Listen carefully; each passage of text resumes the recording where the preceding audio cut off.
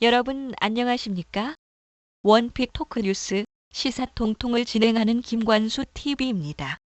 이제 제법 아침 저녁으론 바람이 서늘합니다. 환절기에 감기 조심들 하세요. 첫 번째 소식입니다.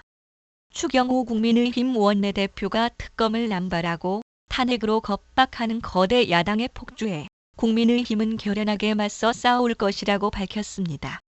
추 원내대표는 5일 국회에서 열린 22대 국회 첫 교섭단체 대표 연설에서 22대 국회가 출범한 지 100일이 돼 가는데 정쟁과 대결로 얼룩진 부끄러운 시간이었다며 이같이 말했습니다. 그는 거대 야당의 힘 자랑과 입법 폭주 때문에 정치는 실종되고 민주주의가 무너지고 있다며 지금의 정치 퇴행과 극한 대립의 궁극적 배경에는 이재명 더불어민주당 대표의 사법 리스크가 있다고 말했습니다. 이어 얼마 전부터 민주당은 정부가 계엄령을 준비하고 있다는 황당무계한 가짜 뉴스까지 만들어 퍼뜨리고 있다며 탄핵을 한다면 이런 거짓 괴담으로 대한민국을 혼란과 분열로 몰아넣는 세력들을 탄핵해야 한다고 강조했습니다.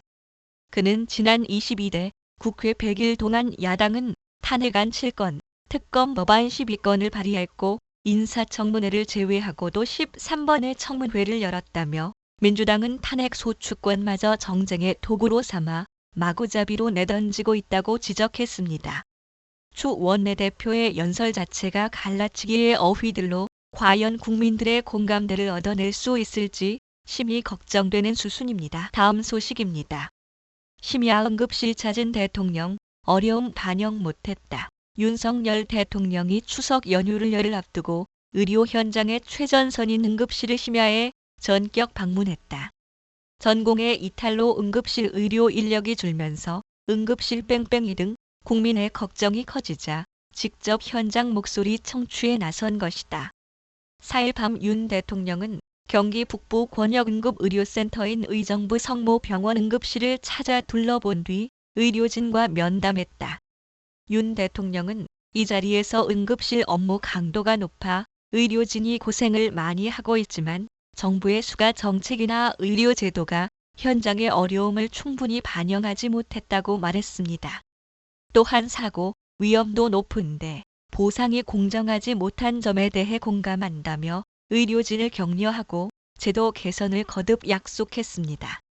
윤 대통령은 지금까지 의대 2,000명 증원 입장에서 굽히지 않으면서 의료개혁에 강한 의지를 보여왔습니다.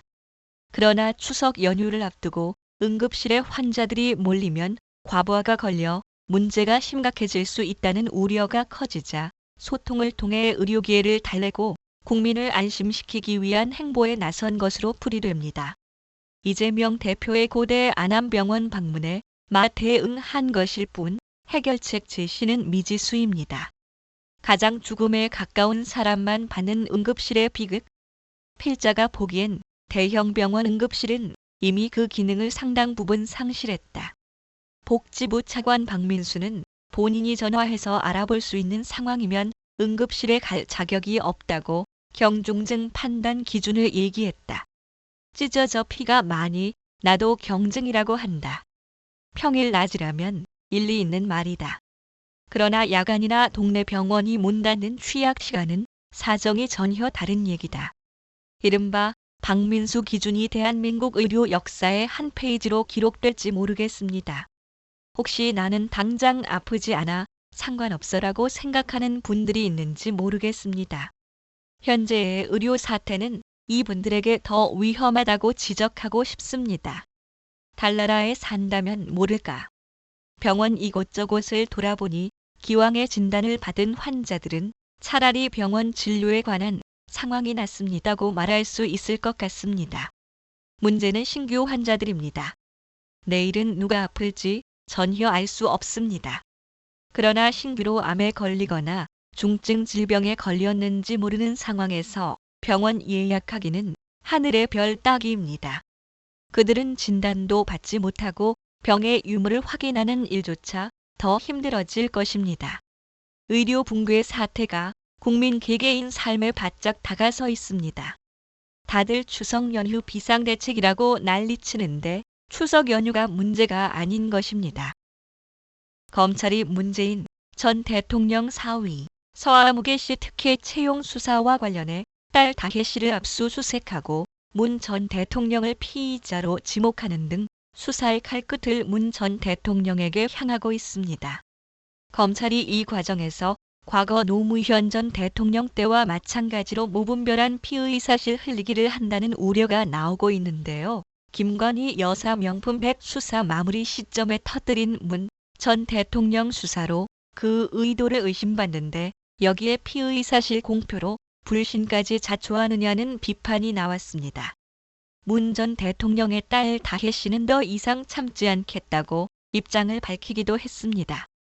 문다혜 가족은 건드리는 거 아닌데 막 하자는 거지요. 더 이상 안 참아. 문 전 대통령의 딸 다혜 씨는 지난 3일 밤 X9 트위터 계정에 올린 글에서 경제공동체란 말을 만들어서 성공했던지라 다시금 추억의 용어를 소환해서 오더를 준 건가라며 그런데 우리는 경제공동체 노프 운명공동체인 가족인데요?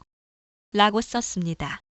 그러면서 가족은 건드리는 거 아닌데 엄연히 자연인 신분이신데 이쯤 가면 막 하자는 거지요라며 이제 더 이상은 참지 않겠습니다고 비판했습니다. 검찰, 문 전 대통령 등의 길 통지 보내 9일 전 행정관 신문. 여론조사 지지율이 20%대로 급락한 윤통. 검찰의 물타기 수법이 비열하기 짝이 없습니다. 다음 소식입니다. 윤석열 대통령의 퇴임 후 사저 경호시설 신축 예산으로 139억 8천만 원이 책정된 것으로 드러났다고 최민희 더불어민주당 의원이 5일 밝혔습니다. 최 의원은 이날 기획재정부가 제출한 2025년도 예산안 및 기금 운용 계획안에서 이처럼 확인했다고 설명했습니다. 기재부는 내년도 업무 시설 신축 비용으로 11억 6,900만 원을 편성했는데 윤 대통령이 퇴임 후 거주할 사저 인근의 경호시설을 신축하기 위한 비용이라고 최 의원은 지적했습니다.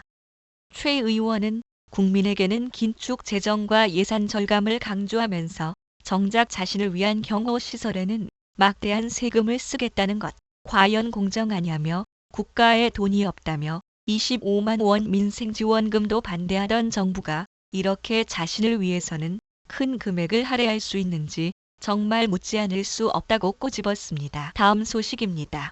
양문석 더불어민주당 의원은 군 장성 130명의 개인 정보가 인물정보 사이트 나무위키에서 조직적으로 삭제된 정황이 포착됐다며 계엄 준비 의혹을 제기했습니다. 5일 민주당에 따르면 양 의원은 4일 오후 서울 여의도 국회 본청에서 기자회견을 열고 이같이 밝히며 이 사안은 단순한 정보 삭제의 문제가 아니라 국가 안보와 군 투명성에 대한 근본적인 문제를 제기하는 사안이라고 주장했습니다. 양 의원에 따르면 지난 4월부터 군 장성 130명이 나무위키에서 자신의 개인 정보를 삭제하거나 삭제를 위한 임의 조치를 취해왔는데 정보 삭제의 최초 요청자는 여인영 국군방첩사령관이었다. 여 사령관은 윤석열 대통령과 김용현 국방부 장관 후보자의 충암고 동문입니다. 여 사령관 외에도 이진우 수도 방위사령관, 곽종근 특전사령관도 자신의 정보 삭제를 요청했다고 합니다. 잣나무 아래서는 갓근도 고쳐 매지 말라는 속담이 생각납니다. 중요한 직책을 가진 인사들의 경거망동을 국민은 두 눈 부릅뜨고 지켜볼 것입니다. 다음 소식입니다. 조국혁신당 김준영 의원은 조금 전 의원실에 반갑지 않은 선물이 도착했다며 선물 보내지 마라 받지 않겠다고 분명히 말했지만 역시 독불장군답다고 비꼬았습니다. 그러면서 외교도 마음대로 장관 임명도 마음대로 개원식 불참까지 전부 제멋대로 하더니 안 받겠다는 선물을 기어이 보냈다며 선물을 반송시켰다. 마음에도 없으면서 지역에서 피땀으로 만든 아까운 선물을 보낼 시간에 진짜 민생부터 챙기길 바란다고 지적했습니다. 앞서 민주당과 조국혁신당 의원들은 5월에도 윤 대통령이 22대 국회 당선인들에게 보낸 축하난을 거부한 바 있습니다. 다음입니다. 대통령실은 5일 윤석열 대통령의 배우자 김건희 여사의 여당 공천 관여 의혹 보도에 대해 김영선 의원은 당초 컷오프 공천 배제됐었고 결과적으로도 공천이 안 됐는데 무슨 공천 개입이란 말인가라고 일축했습니다. 대통령실 고위 관계자는 이날 공천은 당 공천관리위원회에서 결정하는 것이라며 이같이 밝혔습니다. 앞서 이날 뉴스토마토는 김 여사가 지난 40 총선을 앞두고 당시 오선 중진이었던 국민의힘 김영선 의원에게 지역구를 창원을이 아니라 김해갑으로 옮겨 출마할 것을 요청했다는 의혹을 보도했습니다. 대통령실은 김 의원이 컷오프 대상자였고 당 공천관리위원회에서 애초에 이같이 결정했기에 공천 개입 자체가 성립되지 않는다는 입장입니다. 당시 김 의원은 지역구를 창원을 해서 김해갑으로 옮겼지만 결국 컷오프된 바 있습니다. 한편 더불어민주당은 김 여사의 여당 공천 관여 의혹 보도에 대해 김건희 특검법에 해당 의혹도 수사 대상에 포함시켜 진실을 밝히겠다고 나섰습니다. 민주당 박찬대 원내대표는 이날 오전 정책조정회의에서 사실이라면 소문이 무성하던 김 여사의 당무선거 개입과 국정농단이 실제로 있었다는 것이라며 이를 도저히 묵과할 수 없다. 한 점의 의혹을 남기지 말고 실체적 진실을 밝혀야 한다고 강조했습니다. 이제 소문만 무성했던 여의도 정가의 뒷담화가 세상 밖으로 튀어나와 실체가 밝혀질 수 있을런지 두고 볼 일입니다. 오늘 소식은 여기까지입니다. 구독, 좋아요, 알림 설정을 부탁드립니다. 큰 힘이 될 것입니다. 그럼 안녕히 계십시오.